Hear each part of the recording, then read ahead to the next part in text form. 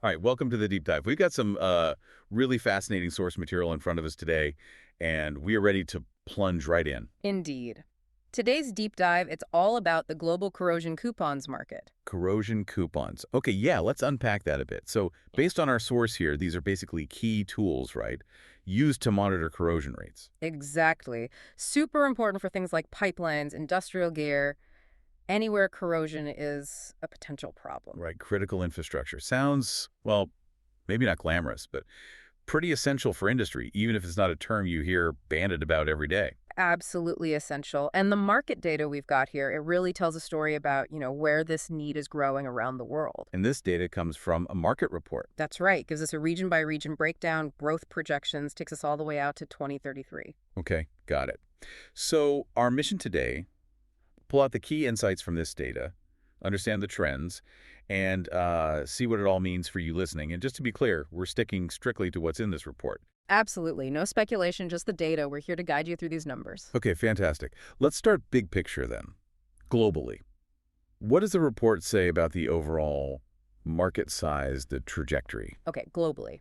The corrosion coupons market was valued at just under $197.3 million. That was back in 2021. Okay. The projection for 2025 is $263 million. And then looking further out to 2033, it's projected to hit nearly $467.5 million.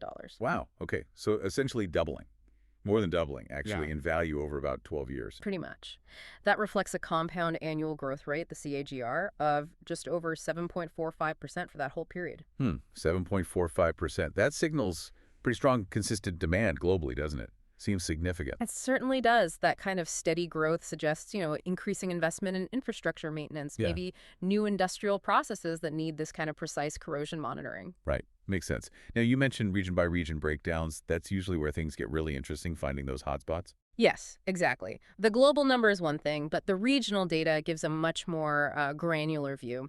Let's start with Asia Pacific. Asia Pacific. Now, the report flags this region. Didn't it say it has the highest projected overall CAGR? Am I remembering that right? You are spot on. Asia Pacic's market is set for really robust growth. It goes from around $72.6 million in 2021 Yeah.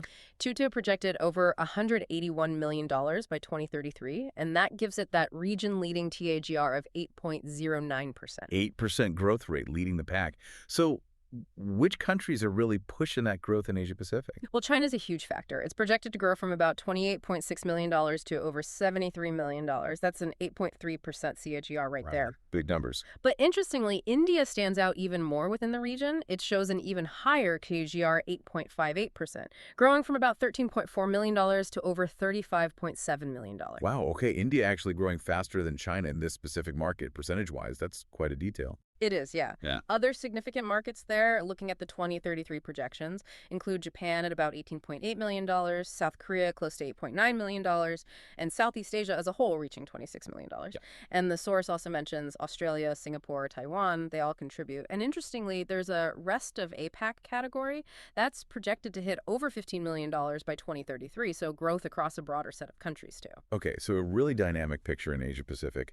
Let's swing over to North America. How does it stack up against that kind of rapid growth? North America shows, well, solid substantial growth, not quite the same rate as APAC, but still strong. It's projected to go from roughly $54.3 million in 2021 to just over $70.2 million in 2025, and then hitting nearly $120.6 million by 2033. So its overall CAGR is just under 7%, about 6.99%. Okay, still very healthy growth. Yeah. A large, steady market, it seems. And within North America, how does that break down? The U.S. Dominates the region in terms of value. It was about $43.5 million in 2021, expected to rise to over $95.7 million by 2033. That's a 6.9% CAGR. Canada, though, shows a slightly higher growth rate, 7.39% CAGR, growing from about $7.2 million to nearly $16.7 million.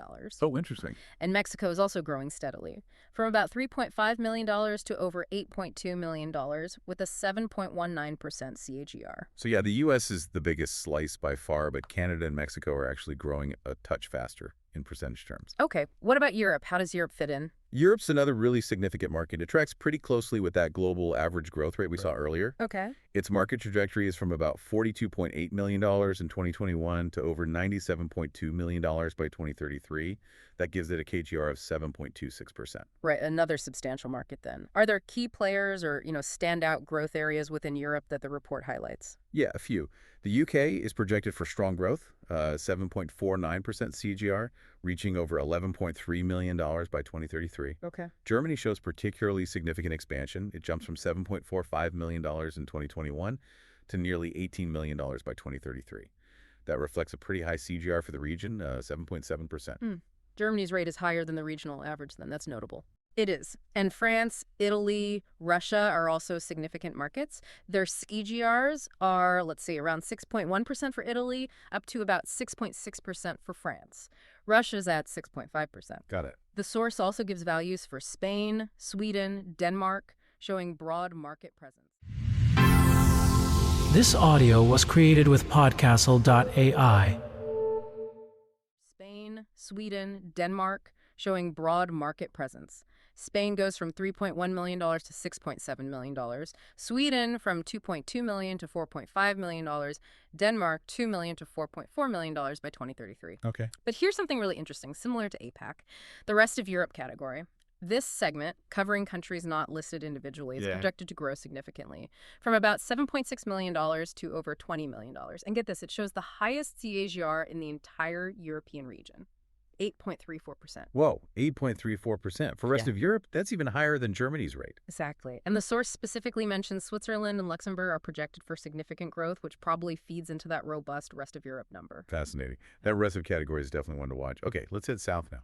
South America. South America's market shows very robust growth. It was valued at just over $12.6 million in 2021, and it's projected to more than double, hitting over $35 million by 2033. That's a strong 7.63% CAGR for the region. More than doubling. Yeah, that really paints a picture of the growth there. Which countries are driving that? Brazil takes the largest share. It rises from about $4.3 million to over $12.3 million. Okay. Argentina, Colombia, Peru, Chile, they also contribute consistently. Their projected 2033 values range from about $1.6 million for Chile up to nearly $4 million for Argentina. And let me guess, the rest of South America. You guessed it, similar story. That category shows significant momentum, increases from $4.4 million to nearly $12.4 million, and its CAGR is 7.69%, just a hair above the regional average. Another rest of category punching above its weight, or at least keeping strong pace. Okay, 2 regions left. Let's look at the Middle East. Right, the Middle East.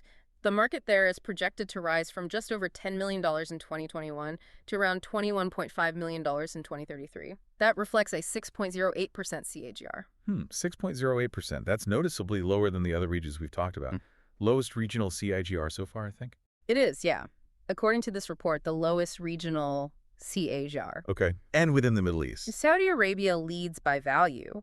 Market of about $4 million in 2021, projected to reach over $8.6 million in 2033. The other key markets by their 2033 projection, Turkey at $4.86 million, the UAE at nearly $2.5 million, Egypt, $2.4 million, and Qatar just over $2 million.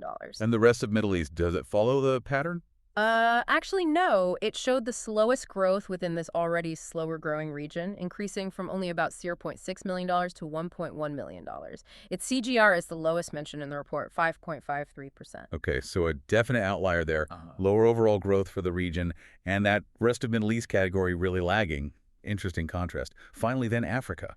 Africa records what the report calls healthy growth, rising from about $4.9 million in 2021 to nearly $11.7 million in 2033. That's a 6.42% CAGR. Healthy growth, okay. But like the Middle East, that's still below the global average rate. What's the picture within the continent? Nigeria's market is projected to grow from about $1.25 million to just over $3 million. South Africa's market is larger, projected from $2.1 million to nearly $5 million by 2033. Right. And the rest of Africa category demonstrates stable progress, increases from about $1.5 million to $3.7 million, pretty much tracking the overall regional growth pace. No major surprises there. Okay, wow. We've covered a lot of ground there. Went through the global number, then did a real deep dive into all the regional breakdowns, pulling out specific countries, growth rates, projected values. all based on this report. Let's try and synthesize this a bit. Yeah, I'll hook that together. I mean, the big headline is that significant overall global growth, right, doubling over the next decade or so, clearly shows an increasing global focus on maintaining critical assets. Definitely. And Asia-Pacific, it really stands out as the leader in terms of that projected growth rate, especially driven by India and China. That probably signals major industrial or infrastructure development happening there, wouldn't you think? It strongly suggests that, yes. Then you have North America and Europe, large, steady, mature markets growing close to the global average.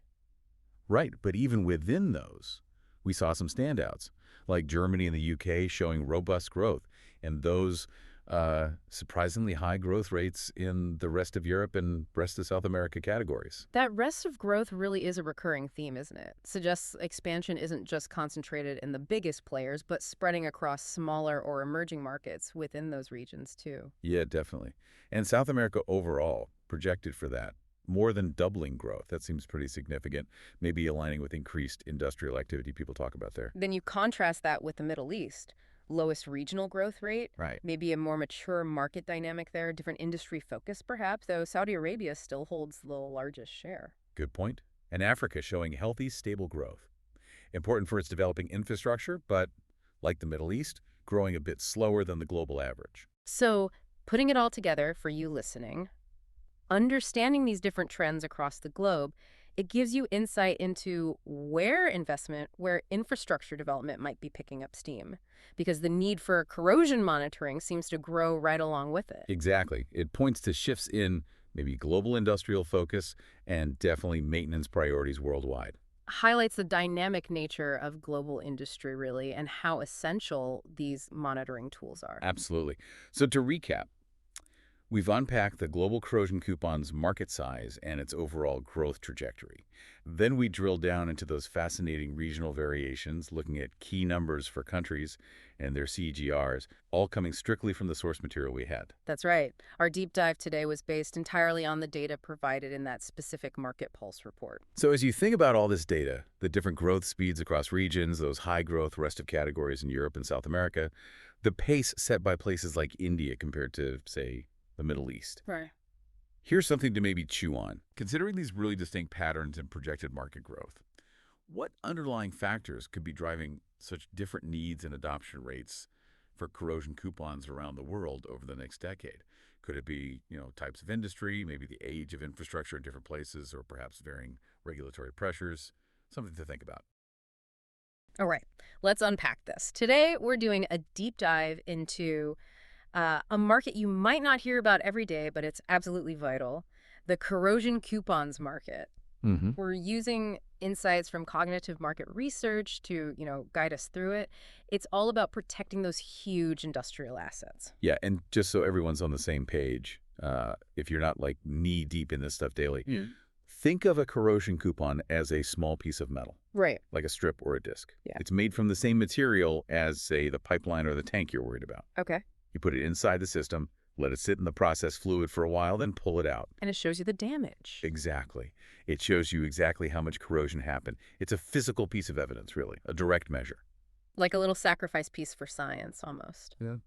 So our mission here is to figure out what the sources say are the main drivers pushing this market forward, and also the challenges, the restraints, and, well, what's new and interesting, the trends shaping its future. We want to explore this with you. Okay, so drivers first. What's pushing growth? The reports really hammer home the basic need for solid corrosion monitoring.